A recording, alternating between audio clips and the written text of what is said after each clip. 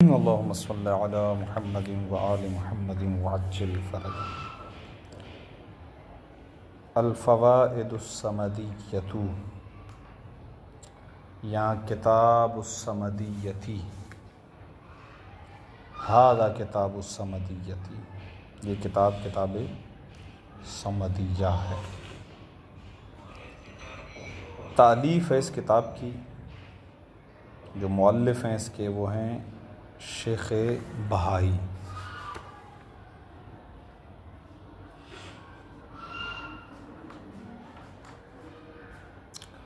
محمد ابن العلامہ عز الدین شیخ حسین ابن عبد الصمد ابن شیخ شمس الدین محمد ابن علی ابن حسن. بڑی شخصیت ہیں یہ.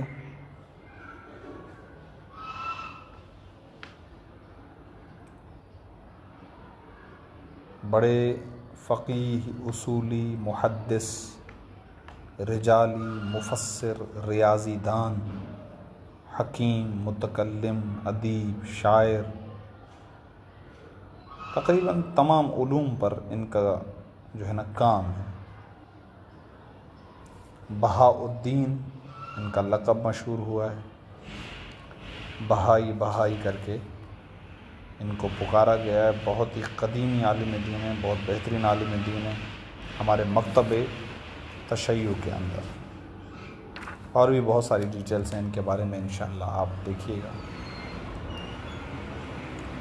خوب، ہم ایک خلاصہ آپ کی خدمت میں کتاب الصمدیہ کے حوالے سے عرض کر دیں، مختصر.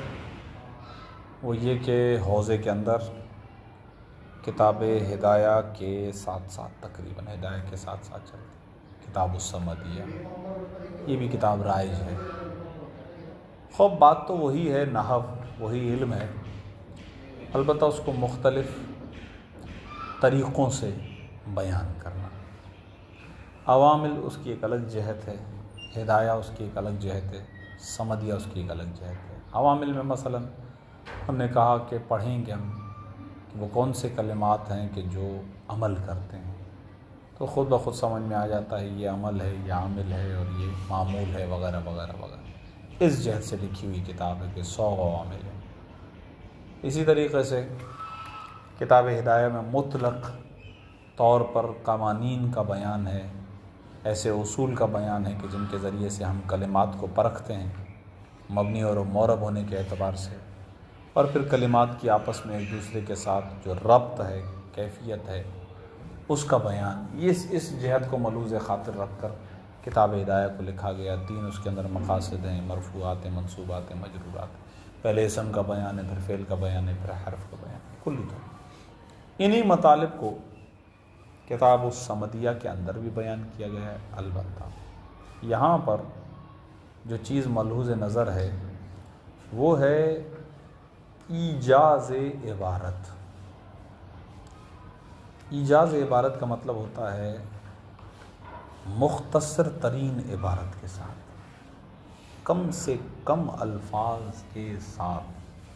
تو اگر آپ دیکھیں تو یہ چھوٹی سی کتابیں میں تھی، حاشیے نکال لیں تو اور بھی چھوٹی ہو جائے گی. حاشیے وہی بیان ہے. تو بہت ہی مختصر عبارت کے ساتھ، چھوٹے لفظوں کے ساتھ، مختصر لفظوں کے ساتھ بہت بڑا مطلب انہوں نے ایک لائن کا مطلب دے دیا. اور یہ جہاں تک مقولہ ہے ان کے بارے میں کہ انہوں نے چیلنج کیا تھا کہ میری اس عبارت سے کوئی اضافی لفظ اگر لے آؤ تو بتاؤ. کوئی اضافی لفظ نہیں. جو مطلب میں نے بیان کیا اس کے اندر 90 تلے الفاظ ہیں. کم ہوں گے، زیادہ نہیں. کم کر دیں گے ہم، اور کم بھی اسی صورت میں کریں گے جب اشارہ ہو کہ اس سے یہ سمجھ میں آ رہا ہے. ورنہ تو ظاہر ہے کہ اگر الفاظ ہوں گے ہی نہیں تو معنی کیسے نکلے گا. لیکن کم سے کم لفظوں کے ذریعے سے زیادہ معنی، یہ ایک جہت ہے. پھر آپ چلے جاتے ہیں اوپر کتاب الفیہ سیوطی جس کی شرح ہے. الفیہ کے اندر وہی نحو اور صرف کا بیان ہے، اسی علم کا بیان ہے اشعار کی صورت میں. اشعار میں لکھی گئی، ڈھلی ہوئی ہے، اس میں تھوڑا سا ادب بھی ہے، اس کے اندر تھوڑی فصاحت بھی ہے، بلاغت بھی ہے، اس کے اندر تھوڑا لغت عربیہ کے ادب کا بیان بھی ہے، تھوڑا سا اوپر والا لیول ہے، اس کی بنسبت تھوڑی مشکل کتاب ہے۔ بہرحال کہتے ہیں کہ جناب سمدیہ کو کھولو تو الفیہ بن جائے، الفیہ کو سمیٹو تو سمدیہ بن جائے۔ مختصر عبارت، اگر فقط عبارت اور ترجمے پر ہم ٹائم لگائیں تو شاید 1.5 مہینے سے 2 مہینے کے اندر ایک کتاب ختم ہو سکتی ہے، کتاب السمدیہ اتنا زیادہ۔ عبارت بہت اچھی ہے، بہت بہترین استعمال کی ہے عبارت، واضح واضح مطالب۔ ٹھیک، بسم اللہ کرتے ہیں۔ آج ہم آغاز پڑھتے ہیں اس کا، آہستہ آہستہ اس کو آگے لے کر جائیں گے، اور جہاں اس کی وضاحت کی ضرورت ہوگی انشاءاللہ اس مطلب پر ہم رکیں گے، اور ایسی بات کہ جو کتاب ہدایہ میں نہ آئی ہو اس پہ تو ہم ڈیفینیٹلی رکیں گے، کہ ایک نیا مطلب ہوگا اس پر ہم تھوڑا سا اور بھی وقت لگائیں۔ بسم اللہ الرحمن الرحیم۔ کتاب السمدیہ، سمدیہ کی کتاب۔ احسن کلمۃ یبتدأ بها الکلام وغیر خبر یختتم به المرام حمدک حمدک اللہم علی جزیل الانعام والصلاة والسلام علی سید الانام محمد وآلہ البررۃ الکرام سیما سیم ابن سیم ابنا سیم ابنی۔ اس کی ڈیٹیل انشاءاللہ آنے والے درس میں بیان کروں گا کہ لفظ سیما کے بعد تینوں طرح سے پڑھا جا سکتا ہے، کیوں؟ وہ ترکیب کے ساتھ انشاءاللہ آئے گا، کیونکہ یہ ایک نیا مطلب ہے جو کتاب ہدایہ میں لفظ نہیں آیا ہے۔ سیما سیما ابن عمہ یا ابن عمہ یا ابن عمہ، اسی اعتبار سے لفظ علی کے اعراب ہوں گے، کیونکہ لفظ علی لفظ ابن کے لیے عطف بیان ہے، لہذا علی یا علی یا علیہ علیہ السلام الذی نسبہ علما للاسلام ورفعہ لکسر الاسنام۔ جازمی، اگر ہم اس علی کو مجرور پڑھیں گے تو لفظ جازمی کو بھی مجرور پڑھیں گے، جازمی اعناق النواصب اللعام وواضعی علم النحو لحفظ الکلام۔ خطبہ یہاں پر ہو جاتا ہے تاں۔ تو سب سے پہلے آپ کی خدمت میں اس کا لفظی ترجمہ پیش کرتے ہیں۔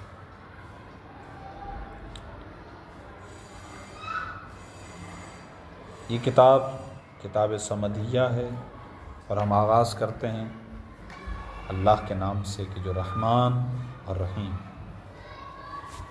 احسن کلمۃ، سب سے بہترین کلمہ، سب سے بہترین کلمہ، یبتدأ بها الکلام، کہ جس کلمے کے ذریعے آغاز کیا جائے کلام کا،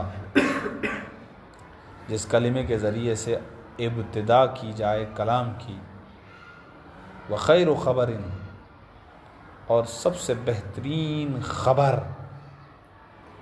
یختتم بہ المرام، کہ جس کے سبب، جس کے ذریعے، جس کے ساتھ اختتام کیا جائے مرام کا۔ لفظ مرام مصدر میمی ہے، رام یرومو سے، اور اس کا مطلب ہوتا ہے طلب،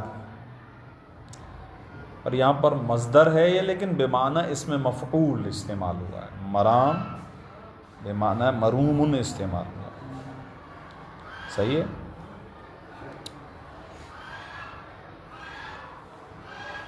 تو ترجمہ یوں بنے گا، بہترین ہے وہ خبر کہ جس کے ذریعے سے مطلوب کا اختتام کیا جائے۔ مرام یعنی مطلوب، وہ جو ہم چاہتے ہیں اس کے ذریعے سے آغاز کیا جائے۔ وہ کلمہ ہے کیا؟ یعنی وہ بہترین کلمہ کہ جس کے ذریعے سے کلام کا آغاز کیا جائے اور وہ بہترین خبر کہ جس کے ذریعے سے مطلوب کا اختتام کیا جائے، وہ کیا ہے؟ حمدک، حمدک، وہ تیری حمد ہے، وہ تیری تعریف ہے، وہ تیری مدح ہے۔ اللہم، اے اللہ، وہ تیری حمد ہے۔ کس چیز پر حمد؟ علی جزیل الانعام، یہ علی متعلق حمد ہے نا، اور انعام کا مطلب ہوتا ہے نعمت کا پہنچنا۔ انعام یعنی نعمت کا پہنچنا۔ تو یہ جو تیرا نعمتوں کو پہنچانا ہے وہ کیا ہے؟ عظیم ہے۔ جزیل کا مطلب ہے عظیم، جزیل الانعام یعنی تیری نعمتوں کا جو پہنچانا ہے یہ اتنا عظیم ہے، اس پر میں تیری حمد کرتا ہوں۔ حمد کا حمد ہے تیری، اللہم، اے اللہ، علی جزیل الانعام، اس عظیم نعمتوں کے پہنچانے پر، جو تیرا کائنات کے ذرے ذرے پر نعمتوں کا پہنچانا ہے یہ بڑا عظیم ہے، اور اسی پر میں تیری حمد کرتا ہوں۔ والصلاۃ والسلام علی سید الانام، درود اور سلام ہو انام یعنی مخلوقات، مخلوقات کے سردار پر۔ کون ہیں وہ مخلوقات کے سردار؟ محمد، وہ محمد ہیں، ان پر، وآلہ، اور ان پر درود و سلام کہ جو محمد کی آل ہے۔ آلہ کی ضمیر محمد کی طرف پلٹ رہی ہے۔ کون آل؟ البررتی، بررہ یہ جمع ہے بارون کی، بررتن ای طلبتن، صحیح ہے، لہذا بارون یعنی نیکوکار، اور کرام یہ بھی جمع ہے کریم کی، غیر پر خیر کے ساتھ ایثار کرنا اس کو کہتے ہیں کریم۔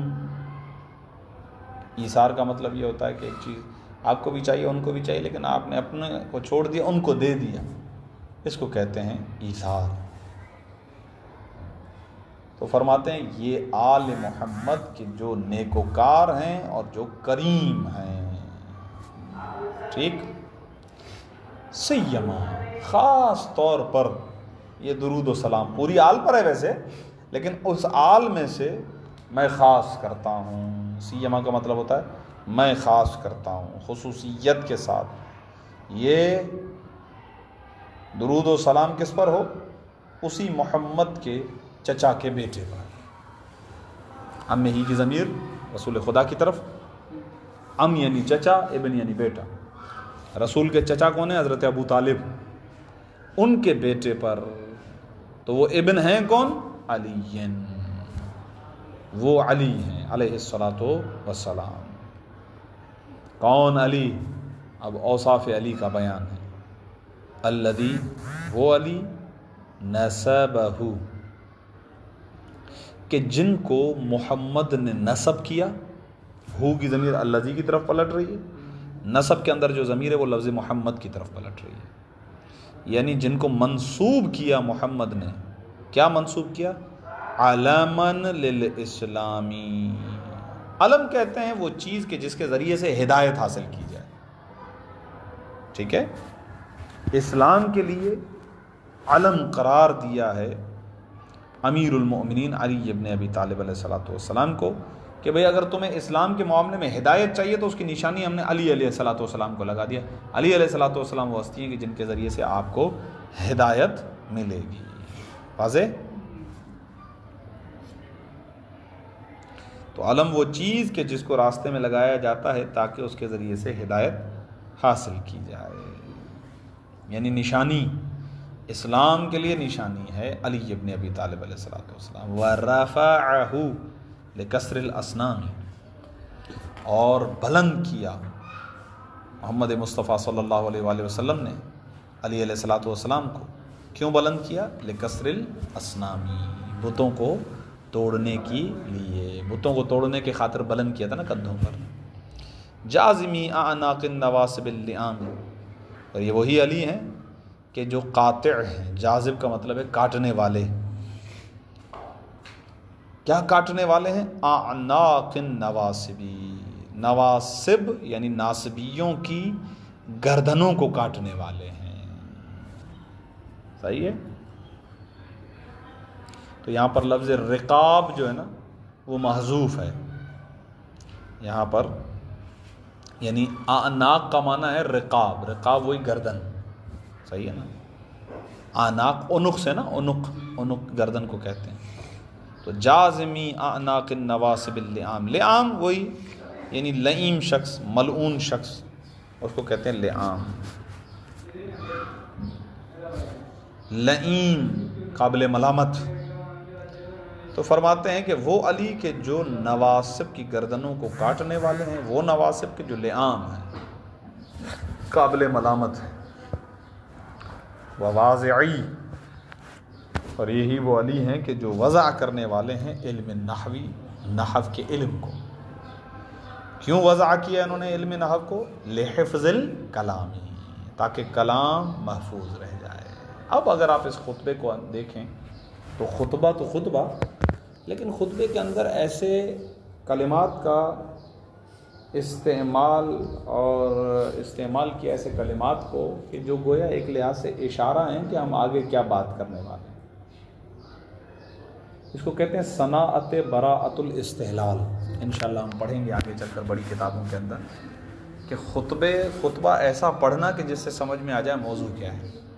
تو اگر آپ اس عبارت کو دیکھنا شروع کریں یہاں سے، الذی نسب، تو اس میں نسب کی گفتگو آئے گی، منصوبات کی گفتگو آئے گی. علمن، علم یعنی معرف کی گفتگو آئے گی. رفعہ، مرفوعات کی گفتگو آئے گی، رفع کی گفتگو آئے گی. لکسری، کسرے کی گفتگو آئے گی. جازمی، جزم کی گفتگو آئے گی. نواصبی، وہی نصب کی گفتگو آگے. صحیح ہے. واضح علم نحو، علم نحو کے سلسلے کی گفتگو آئے گی. لحفظ الکلام، کلام کی گفتگو آئے گی. دیکھ رہے ہیں. تو خطبہ اس کو کہتے ہیں صناعت براءۃ استحلال. یہ ایک صنعت ہے، ایک طریقہ ہے، ایک فصاحت و بلاغت کا طریقہ ہے کہ آپ ایسے الفاظ کو استعمال کریں. خطبہ ہی چل رہا ہے لیکن اصل میں الفاظ ایسے ہیں کہ جن سے اشارہ ہے کہ ہم کس موضوع پر آگے گفتگو کرنے والے ہیں. آج خطبہ اور اس کا ترجمہ آپ کی خدمت میں پیش کیا گیا ہے. انشاءاللہ سلسلہ گفتگو ہم یہیں سے آگے بڑھیں گے. ابھی اس خطبے پہ گفتگو کرنی ہے ٹھیک ٹھاک طریقے سے. ہاں صلی اللہ علیہ